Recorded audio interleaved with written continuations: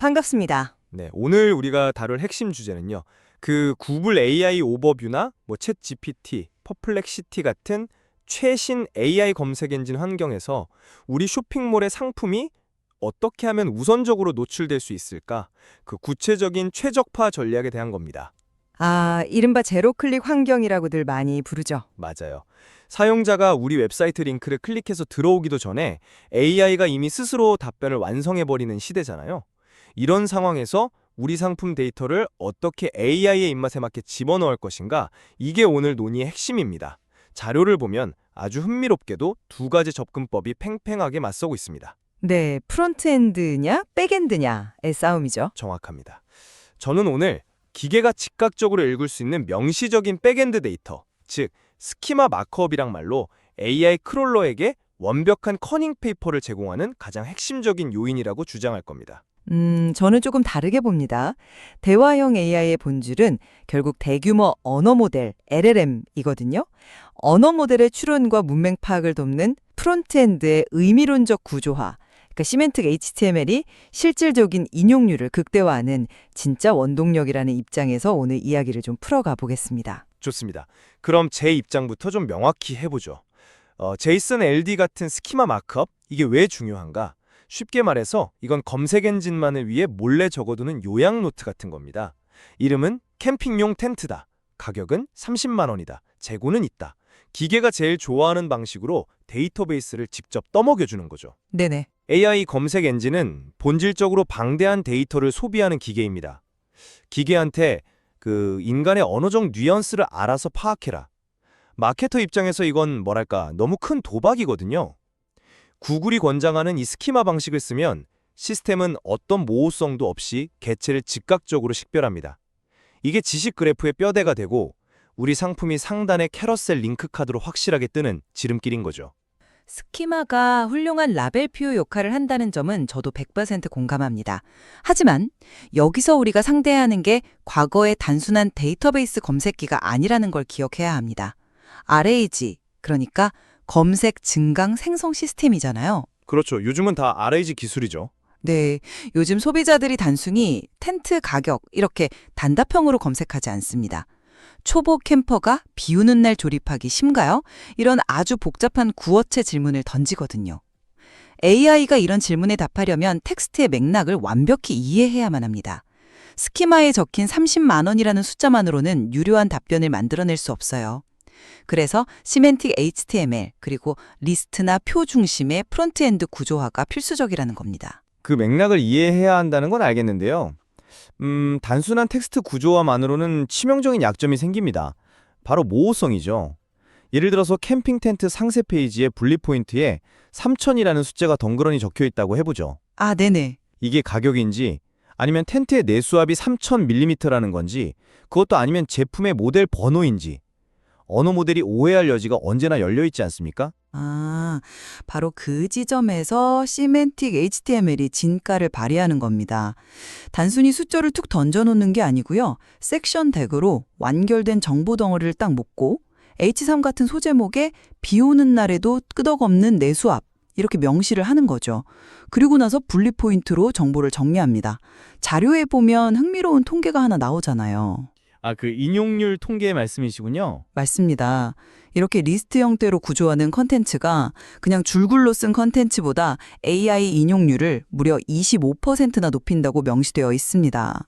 기계도 사람처럼 목차와 리스트를 보고 뼈대를 잡는다는 확실한 증거죠. 25% 상승이라는 수치는 확실히 유의미하긴 하네요. 하지만 다시 그 정확성 문제로 돌아가 보겠습니다. 방금 말씀하신 그 내수압 정보마저도요. 스키마 마크업이 없다면 AI는 결국 한 번 더 텍스트를 읽고 추론이라는 과정을 거쳐야 합니다. 반면에 제이슨 LD 코드의 속성값을 딱 입력해 두면 이 모호성은 완벽하게 제로로 수렴합니다. 이건 내수압 수치다 라고 확정적으로 말해주는 커닝 페이퍼가 존재하는데 굳이 AI의 그 불완전한 추론 능력에 우리 상품의 노출 여부를 맡겨야 합니까? 추론 능력을 못 믿어서가 아닙니다. AI가 사용자에게 제공하는 최종 답변의 형태를 보자는 거죠. 스키마를 통해서 AI가 내수압 3,000이라는 팩트를 기계적으로 아주 정확히 인지했다고 칩시다. 네, 인지했죠. 근데 사용자가 궁극적으로 묻는 건 폭우가 쏟아지는 산 속에서 이 텐트가 나를 지켜줄 수 있는가거든요. 이 질문에 유려하게 답하려면 스키마의 딱딱한 속성값을 넘어서야 합니다. 상세 페일이 최상단의 40단어짜리 핵심 요약이나 장단짠 텍스트를 파싱해서 가져와야만 제대로 된 문장이 완성돼요. 시멘틱 태그는 RAG 시스템이 방대한 문서에서 가장 적합한 정보 덩어리를 깔끔하게 잘라내도록 물리적인 경계선을 그어주는 겁니다. 정보 덩어리를 잘라낸다. 좋습니다. 그럼 그 문맥의 힘은 인정하고 두 번째 논점으로 넘어가 볼까요? AI가 단순히 텍스트를 요약하는 걸 넘어서서 아예 여러 제품의 비교 분석표를 직접 생성할 때는 얘기가 완전히 달라집니다. 표 생성 말씀이시죠? 네. 사용자가 A사 텐트랑 B사 텐트 스펙을 표로 비교해줘 했을 때 우리 제품이 그 표의 한 축을 당당히 차지하려면요. 제품 속성들이 시스템 내부 지식 그래프에 선명한 노드와 엣지로 매핑되어 있어야 합니다. 백엔드에 명확한 데이터베이스가 존재할 때 AI는 연산 비용을 최소화하면서 다른 제품과 가장 빠르고 정확하게 비교 연산을 수행하거든요. 연산 비용 측면에서는 스키마가 효율적일 수 있습니다. 그건 일리 있는 주장이에요. 하지만 현실에서 최신 대규모 언어 모델들이 작동하는 걸 보면 조금 다릅니다. 요즘 LLM은 그냥 텍스트 안에 있는 논리적인 표, 그러니까 테이블 태그나 분리 포인트 리스트를 직접 인식해서 개체로 분리해내는 능력이 탁월합니다. 아, 텍스트에서 직접 파싱을 한다는 말씀이시군요. 그렇죠. 자연화 아키텍처 자체가 훌륭하면 AI는 그걸 그대로 파싱해서 자기가 만드는 비교표에 아주 자연스럽게 통합시킵니다. 솔직히 스키마 와크업에서 자주 언급되는 FAQ 페이지 스키마 같은 것도 가만히 들여다보세요. 결국 프론트엔드 화면에 노출된 자연어 Q&A를 기계가 읽기 쉽게 한 번 더 코드로 변환해 놓은 껍데기에 불과하지 않습니까? 진짜 정보의 뼈대, 기원은 프론트엔드의 구조화에 있는 거죠. 정보의 출발점이 화면에 보이는 컨텐츠라는 건 당연한 소리죠. 하지만 시스템적인 신뢰도 그리고 유지보수의 리스크라는 세 번째 논점으로 들어가면 프론트엔드 중심 전략은 한계가 아주 뚜렷하게 드러납니다. 한계요? 어떤 점에서 그렇게 보셔? 시멘틱 HTML이 중요하다고들 하지만 현실의 웹 생태계가 그렇게 교과서적으로 굴러가던가요? 개발자나 디자이너들이 div 태그 써야 할 자리에 디자인 목적으로 섹션 태그 막 남발하고 헤딩 순서 엉터리로 쓰는 경우가 수두룩합니다. 이런 논리적 위계의 붕괴는 오히려 검색 엔진에 더 큰 혼란을 줍니다. 철저한 유효성 검사기를 거친 스키마는 그런 휴먼 에러를 덮어줄 수 있거든요. 프론트엔드 구조 오용이 혼란을 줄 수 있다는 건 인정합니다. 휴먼 에러가 있을 수 있죠. 하지만요, 백엔드 스키마 마크업이 가진 치명적인 리스크에 비하면 그건 정말 약과입니다. 혹시 보이지 않는 마크업, 인비지블 마크업에 따른 페널티 리스크 생각 안 해보셨습니까? 아, 그 화면 데이터랑 스키마 데이터가 불일치하는 경우 말씀하시는 거군요. 네, 정확합니다.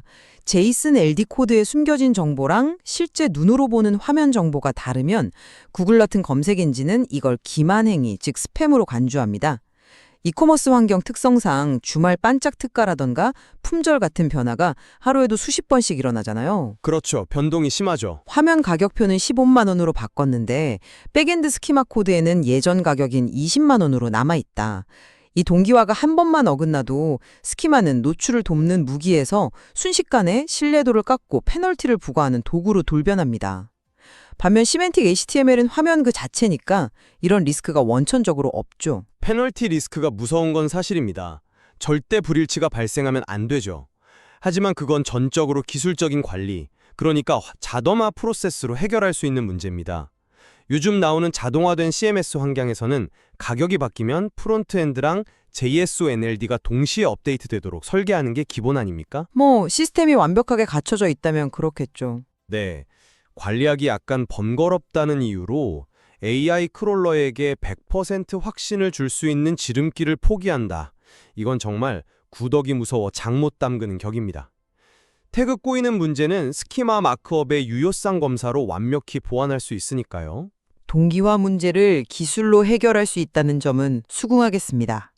하지만 시멘틱 HTML이 단지 검색 엔진 크롤러만을 위한 게 아니라는 걸 짚고 넘어가야겠네요. 자료에서 W3C 표준이랑 웹 접근성 가이드라인을 심도 있게 다루는 이유가 있습니다. 시각장애인들이 사용하는 스크린 리더 같은 보조기기를 생각해 보세요. 네, 스크린 리더요? 내비게이션, 메인, 아티클 같은 랜드마크나 스트롱 같은 의미론적 태그들, 이게 단순한 시각적 구분이 아닙니다. 억양을 바꾸고 문서의 핵심 구조를 탐색하게 해주는 생명줄이거든요. 훌륭한 기능이죠. 그런데 접근성 얘기가 여기서 갑자기 왜 나오는 건지 그 연결고리를 좀 설명해 주시겠습니까? 놀랍게도 기계, 즉 AI가 웹의 텍스트를 이해하고 중요도를 판단하는 방식이요. 바로 이 접근성 도구들이 웹을 해석하는 방식과 완벽하게 일치합니다. 인간을 위해서 특히 스크린 리더가 쉽게 읽을 수 있도록 의미론적으로 잘 짜인 자연어 아키텍처를 구축해두면 필연적으로 LLM 역시 그 방대한 텍스트의 선후 관계를 놓치지 않고 완벽하게 RAG 모델에 태울 수 있게 됩니다. 백엔드에 고립된 데이터 쪼가리가 아니라 이 인간의 언어를 담는 그릇의 형태를 가다듬는 것이야말로 가장 본질적인 최적화 아닐까요? 접근성 도구의 해석 방식과 AI의 이해 방식이 맞닿아 있다. 야, 이 포인트는 정말 예리하네요. 확실히 기술적으로 깊이가 있는 분석입니다. 프론트엔드의 의미론적 구조화가 얼마나 중요한 역할을 하는지 저도 충분히 동의합니다. 제가 시멘틱 HTML이 무의미하다고 깎아내리는 게 결코 아니거든요. 네, 알죠. 다만 데이터가 지금처럼 폭발적으로 증가하는 상황에서 AI가 문맥 짚어내다 말고 엉뚱한 소리를 하는 현상, 이른바 환각 현상을 통제하려면 아주 확실한 브레이크가 필요하다는 걸 말씀드리고 싶은 겁니다. 아하, 환각 현상을 억제하는 브레이크 역할을 스키마가 한다. 그렇습니다. 자연어는 풍부하고 유연하지만 본질적으로 다이성을 띠고 있죠. 아무리 구조화가 잘 된 텍스트라도 AI가 맥락을 오독할 가능성은 항상 배제할 수 없습니다. 스키마 마크업은 이런 AI에게 팩트 기반의 확고한 닻을 내려주는 겁니다. 추론은 네가 알아서 잘 하되 가격과 스펙이라는 불변의 진실은 여기에 있다. 이렇게 암호학적 서명을 해주는 거나 마찬가지죠. 리뷰 평점이나 공식 데이터는 명시해 줄 때 권위가 100% 보장되니까요. 맞아요. 자연어의 모호성을 극복하고 팩트를 고정하기 위해 스키마가 훌륭한 닻을 제공한다는 점 저도 공감합니다. 하지만 그 닻이 제대로 힘을 발휘하려면 배가 안전하게 정박할 수 있는 튼튼한 항구가 먼저 있어야 하지 않겠습니까? 그 항구가 바로 시멘틱 HTML 기반의 잘 조직된 문서 구조라는 거고요. AI 오버뷰 검색 결과 화면을 한번 머릿속에 그려보시죠. 단순히 정보만 나열하는 게 아니라 대화형으로 설명해주는 화면 말이죠. 네. 이 텐트는 3반원인데 초보자도 3분 만에 설치할 수 있고 내수압이 3000mm라서 폭우가 와도 끄떡없습니다. 이런 유료하고 설득력 있는 추천 답변은요, 백엔드에 파편화된 스키마 데이터 조각들만으로는 절대 엮어낼 수 없습니다. 자연어로 잘 정제된 문장들, 그리고 이를 단단하게 감싸는 논리적인 섹션 태그들의 흐름이 있어야만 AI가 마치 매장 직원처럼 인간의 언어로 다시 뱉어낼 수 있는 거죠. 백엔드의 닷과 프론트엔드의 항구라. 어느덧 양체 입장이 꽤 촘촘하게 교환된 것 같네요. 이제 슬슬 우리 논의를 정리해 볼까요? 저는 오늘 제로클릭 환경에서 쇼핑몰 상품의 가시성을 극대화하려면 기계가 즉각적으로 이해할 수 있는 명확한 언어, 스키마 마크업 구축이 가장 결정적인 요인이라고 강조했습니다. 모호성 없는 데이터를 통해 AI에게 확정적인 커닝 페이퍼를 주는 것만이 지식 그래프에 우리 제품을 꽂아 넣고 노출을 선점하는 확실한 방법이라는 입장이었죠. 반면에 저는 대규모 언어 모델이 단순히 데이터를 나열하는 기계가 아니라는 점을 짚었습니다. AI가 인간의 언어로 자연스러운 답변과 추천을 생성하기 위해서는 프론트엔드의 의미론적 구조화가 필수적임을 강조했고요.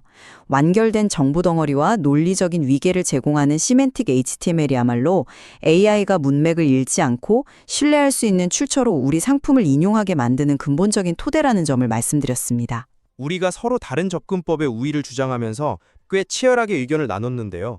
결국 완벽한 AI 검색 노출 전략을 달성하려면 어느 한쪽만으로는 부족하다는 점에 자연스럽게 공감대가 형성되는 것 같습니다. 네, 맞습니다. 사용자의 눈에 보이는 시멘틱 HTML의 자연어 구조와 보이지 않는 백엔드의 스키마 마크업이 서로 아무런 모순 없이 상호 보완적으로 완벽하게 일치할 때 가장 이상적인 형태가 완성된다는 사실 말입니다. 전적으로 동의합니다.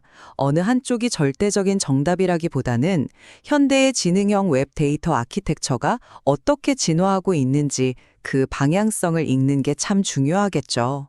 가독성을 원하는 인간, 웹 접근성 도구, 그리고 데이터를 수집하고 추론하는 크롤러와 LLM 모두를 동시에 만족시켜야 하는 시대니까요. 프론트엔드의 풍부한 문맥과 백엔드의 명시적인 정밀함이 만나는 바로 그 교차점. 거기에 우리가 찾아야 할 미래의 최적화 표준이 존재한다고 봅니다. 네. 오늘 우리가 나눈 이 담론이 어떤 특정한 정답을 강요하기보다는 더 깊은 사유를 위한 마중물이 되었기를 바랍니다. 함께 해주신 여러분께서도 직접 자신의 쇼핑몰이나 웹사이트를 돌아보시면서 과연 우리 제품 상세 페이지는 AI의 추론을 돕는 튼튼한 항구를 갖추고 있는지, 그리고 모호성을 없애주는 정확한 닻을 내리고 있는지 한번 고민해 보셨으면 좋겠습니다. 승자를 굳이 가릴 필요는 없겠죠? 그럼요. 각자의 환경에 맞는 더 흥미롭고 본질적인 해답을 찾아가시는 과정이 중요하니까요. 네, 늘 그렇듯 각자의 최적화 전략을 찾아가시길 바라며 저희는 다음 기회에 또 다른 지적 담론으로 찾아뵙겠습니다. 감사합니다.